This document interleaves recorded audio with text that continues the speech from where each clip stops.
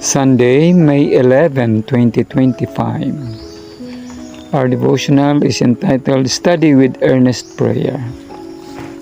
In Romans 15 verse 4, "For whatever things were written before were written for our learning, that we, through the patience and comfort of the Scriptures, might have hope."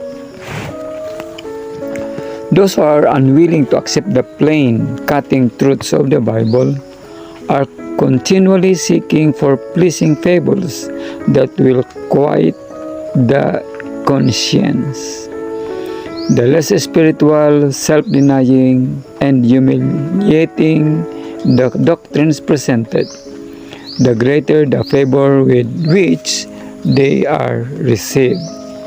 These persons degrade the intellectual powers to serve their carnal desires, too wise in their own conceit to search the Scriptures with contrition of soul and earnest prayer for divine guidance. They have no shield from delusion.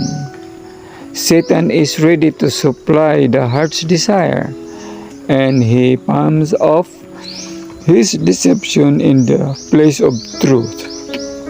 It was thus that the papacy gained its power over the minds of people, and by rejection of the truth, because it involves a cross, Protestants are following the same path.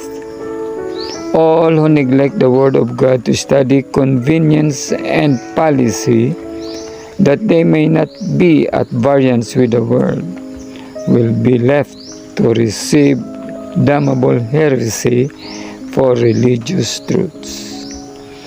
Every conceivable form of error will be accepted by those who willfully reject the truth.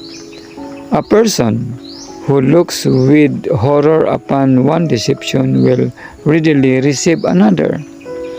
The Apostle Paul, speaking of a class who received not the love of truth, that they might be saved, declares, "For this cause God shall send them strong delusion, that they should believe a lie, that they all might be damned who believe not the truth, but the pleasure of unrighteousness." With such a warning before us, it behoves us to be on guard as to what doctrines we receive. Among the most successful agencies of the great deceiver are the delusive teachings and lying wonders of spiritualism. Disguised as an angel of light, he spreads his net where least suspected. If people would but study the book of God with earnest prayer that they might understand it, they would not be left in darkness to receive false doctrines. But as they reject the truth, they fall a prey to deception. Another dangerous error is the doctrine that denies the deity of Christ, claiming that he had no existence before his advent to this world. This theory is received with favor by a large class who profess to believe the Bible. Yet it directly contradicts the plainest statement of our Savior concerning his relationship with the Father, his divine character, and his pre-existence.